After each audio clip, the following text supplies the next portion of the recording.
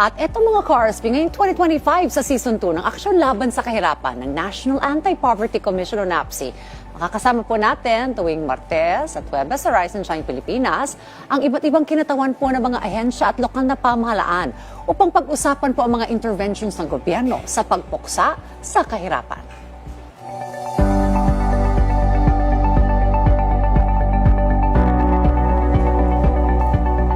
Sa ating pong bagong season, tututukan pa rin po natin yung convergence o yung pagsasama-sama po ng mga programa at stakeholders sa patuloy na pagpapaunlad ng mga komunidad at ng ating pamayanan. At ngayong araw, makakakwentuhan po natin ngayon live dito sa ating programa si Ka Lopez Santos III mula po sa National Anti-Poverty Commission NAPSI upang talakayin kung ano-ano ang mga pangunahing legislative agenda na sinusuportahan ng NAPSI. Secretary Lopez, magandang umaga po. Magandang umaga, Dayan. At muli, nakasama na naman ako dito sa ating programa, Aksyon Laban sa Kahirapan dito sa Rise and Shine Pilipinas. Welcome po. It's our pleasure to have you here today. Alright, well, ngayong 20th Congress po, Ka Lope, ay kabilang sa mga isinusulong po yung mga amendments doon po sa RA 8425.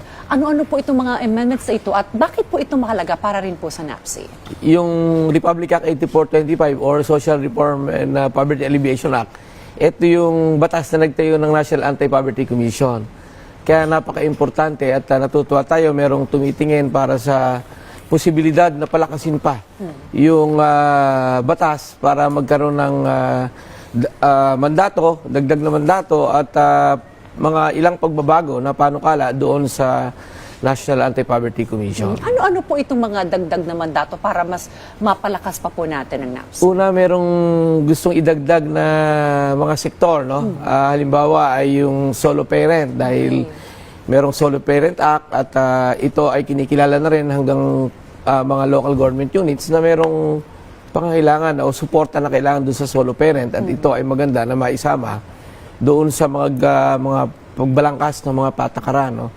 Sa bahagi naman ng NAPSI ay gusto rin namin idagdag yung migrant workers, no?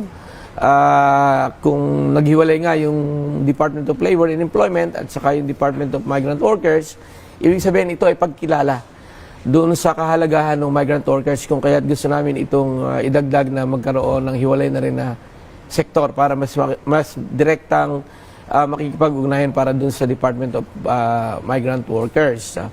Ayan yung sectoral addition. Pangalawa, yung nakita na palakasin yung regional operation ng National Anti-Poverty Commission. May panukala na magkaroon ng regionalization ang NAPSI. Bagamat ito ay ginagawa na namin ngayon, pero kailangan ng batas na magse-set up din ito. Kailangan ng dagdag na pondo, syempre, ano. At pangatlo, yung pinapadagdagan ng panukala, yung People's Development Trust Fund. Okay.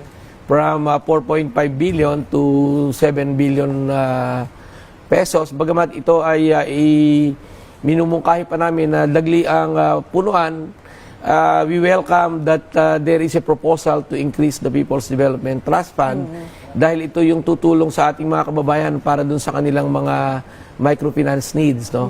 So this is the mandate of the National Anti-Poverty Commission to monitor the implementation of microfinance services of the government. Alright, so sectoral, yung representation. So from 14, gusto po natin maging 16 ito. Yeah, oo, ganun. may panukala na gano'n, no? So yung solo parents po ba and saka migrant workers, saan po sila incorporated as of the moment? Yung solo parent, mainstream ito sa halos lahat ng sektor. Merong solo parents sa farmers, marami dyan siyempre dun sa women sector, but meron din yan sa workers. Okay. Yung migrant workers naman ngayon ay kasama dun sa formal labor and migrant workers sa sector ng National Anti-Poverty Commission. So kapag ka nahiwalay at na-identify sila specifically, mas matututukan yung Mas kanilang mga matututukan at kapakanan. magiging specific yung advocacy at saka mga program monitoring natin. Now, when it comes to strengthening regional operations, sabi niyo po, Ka Lope, ito ay kasalukuyan na rin pong ginagawa ng NAPSI. In what ways and means po natin ito napapalakas po itong mga regional operations as of the moment?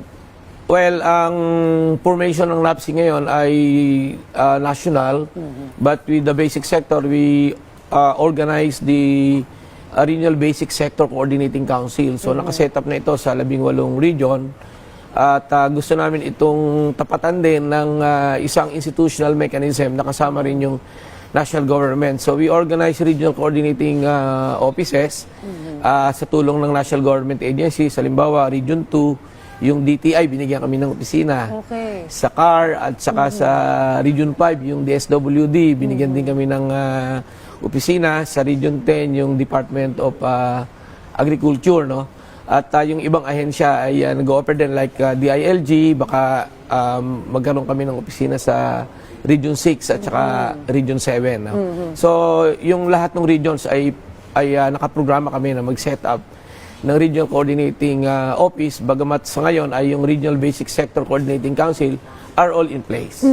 So habang inaantay po natin itong mga panukalang ito, yung mga amendments na ito, ay paano po makatutulong yung mga local government units po, Lope, to strengthen these regional operations? Ang papel ng local government units ay yung pag-organize ng Local Poverty Reduction Action Committee at saka formulation and implementation ng local poverty reduction action plan in accordance with Magna Carta of the Poor. So doon nakatutok yung mga LGUs and natutuwa kami, meron ng mga LGUs ngayon na nakapag-organize ng kanilang Local Poverty Reduction Action Committee at nakapagsimula na nung proseso para dun sa Local Poverty Reduction Action Planning kung saan yung basic sector ay tampok din yung representation and participation sa governance at the local levels. Okay.